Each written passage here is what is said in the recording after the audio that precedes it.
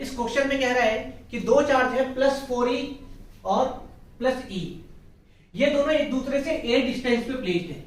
ठीक, अब इनके बीच में थर्ड चार्ज q को हम कहां रखे कि इंटायर सिस्टम इक्विलिब्रियम में हो।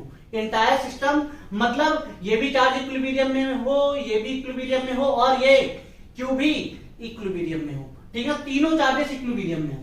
इस तरह का हमें इक्विलिब्रियम दिखाना है। तो देखो सबसे पहले हम चार्ज को रख लेते हैं। कौन कौन सा चार्ज है? +4e। मान के चलो ये चार्ज हो गया हमारा +4e।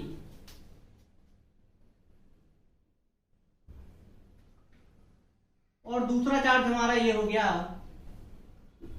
+e। दोनों के बीच की डिस्टेंस कितनी? a। ये हमें गिवन है क्वेश्चन में। इसे मैं चार्ज मान लेता हूं a, इसे मान लेता हूं b। ठीक, ये हो गया। अब इस q का देखो, q का मैग्नीट्यूड भी पूछा है और साइन भी पूछा है, मैग्नीट्यूड भी और साइन भी। तो अब इसके लिए हम देख लेते हैं क्या करना है। अब देखो ए भी प्लस का है और बी भी प्लस का है, तो ये दोनों एक दूसरे को रिपेल कर रहे होंगे। मतलब ऐसा मान के चलो force on A due to B, और ए भी बी को दूर धकेल रहा होगा, force on B due to A. तो इन दोनों के बीच में फोर्स ऑफ रिपल्सन है। क्लियर? तो थर्ड चार्ज एक ऐसा होना चाहिए जो इन दोनों को अपनी तरफ खींचे, क्योंकि क्वेश्चन तो यही कह रहा है कि इंटायर सिस्टम में भी इन इक्विलिब्रियम, मतलब पूरा सिस्टम इक्विलिब्रियम में हो, ये भी इक्विलिब्रियम में हो, ये भी इक्विलिब्रियम में हो और ये भी इक्विलिब्रियम में हो। मतलब थर्ड चार्ज जो रखो वो भी इक्विलिब्रियम में और जो पहले से वो भी इक्विलिब्रियम में हो। तो ये दोनों चार्जेस को अगर हम देखें तो ये दोनों एक दूसरे को रिपेल कर रहे हैं। तो थर्ड चार्ज वो होना चाहिए जो इन दोनों को खींचे, और वो इतने फोर्स से खींचे जितने फोर्स से ये दोनों एक दूसरे को रिपेल कर रहे हैं। तो उसका नेचर क्या होना चाहिए थर्ड चार्ज का, ये साइन क्या होना चाहिए, वो तो हमें यहां से पता चल गया। ये दोनों रिपेल कर रहे हैं तो इसे अब क्या करना है, पॉजिटिव वाले को अट्रैक्ट करना है। मतलब Q वाला जो ये जो चार्ज है ये माइनस होना चाहिए। ठीक, साइन का पता लग गया, माइनस होना चाहिए। अब इस चार्ज को भी नाम दे देते हैं C। अब देखो C अब A को अपनी तरफ अट्रैक्ट करेगी, force on A due to C। तो Coulomb's law Newton third law को भी ओबे करती है, तो ए बी सी को अपनी तरफ खींचेगी, force on C due to A. ये दोनों फोर्स आपस में इक्वली होंगी। ठीक ना, न्यूटन थर्ड लॉ। अब देखो, अब सी अब बी को भी अपनी तरफ खींचेगी, force on B due to C, force on B due to C. तो बी भी सी को अपनी तरफ खींचेगी, force on C due to B. Clear? मान लेते थर्ड चार्ज ए से कुछ x डिस्टेंस पे रखा हुआ है, तो बी और सी के बीच की डिस्टेंस कितनी होगी? a minus x. क्लियर? अब देखो इक्विलिब्रियम के लिए क्या शर्त होगी, वहां से अगर हम देखें तो फॉर इक्विलिब्रियम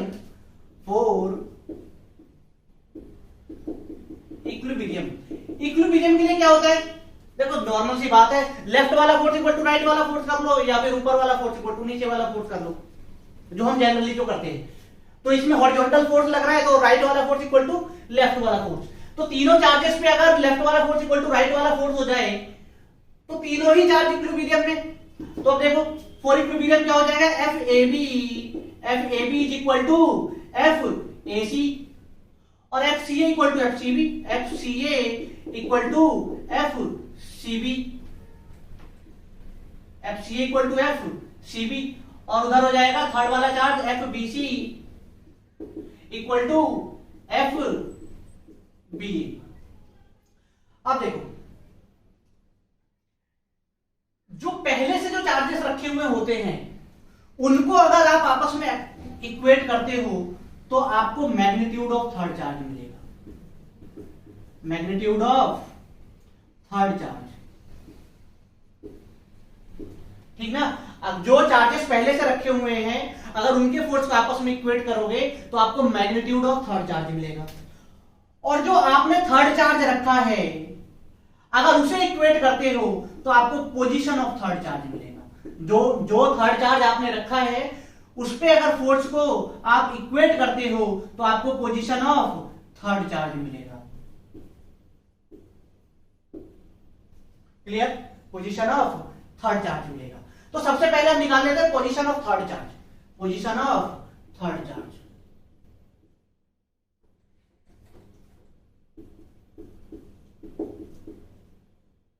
अरे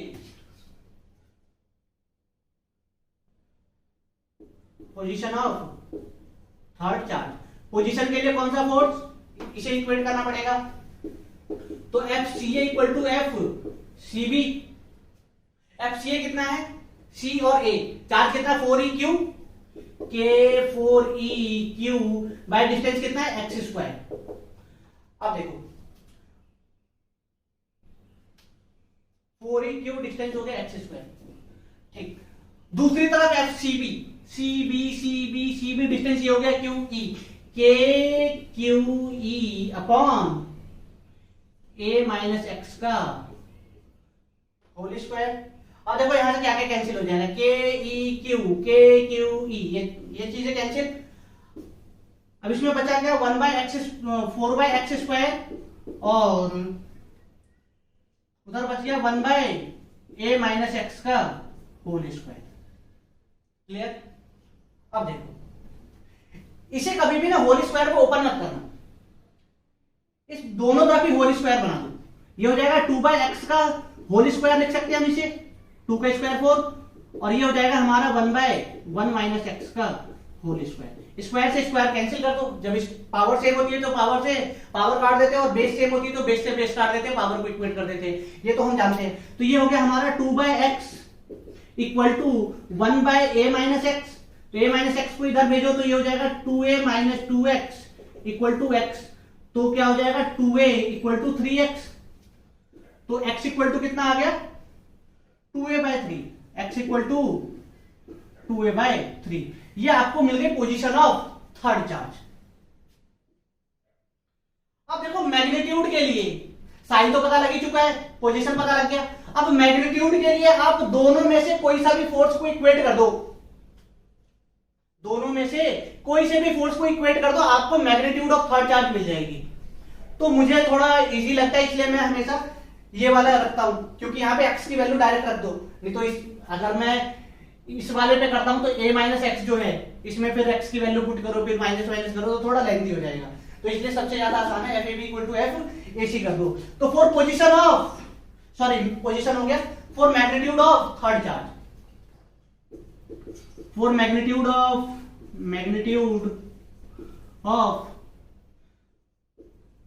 थर्ड चार्ज क्या करेंगे, FAB equal to FAC, FAB equal to FAC।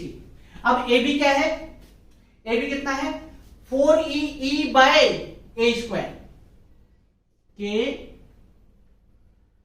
4e/a² और AC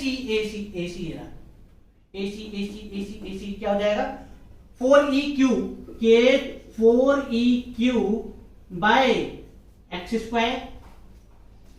तो k से k कैंसिल हो गया, 4e से 4e कैंसिल हो गया, x² को इधर भेज देते हैं तो q इक्वल टू क्या आ जाएगा, q इक्वल टू आ जाएगा आपका x² इंटू e। क्या आ गया, q equal to x² into e। x² की वैल्यू कितनी 2a/3, तो यहां रख देते हैं 2a/3 तो हो जाएगा 4a/9। तो q इक्वल टू क्या आ गया 4a²/9/a² इंटू e। a² से a² कैंसिल, तो q इक्वल टू कितना आ गया 4/9e, और उसके साइन को ब्रैकेट में लिख देते हैं। तो थर्ड चार्ज कैसा कितना होना चाहिए 4/9e, ठीक ना। अब देखो ये सभी तो हमें e के टर्म में गिवन था ना, तो आंसर भी e के टर्म में ही आएगा, ठीक। 4/9e होना चाहिए नेगेटिव का। क्लियर ना।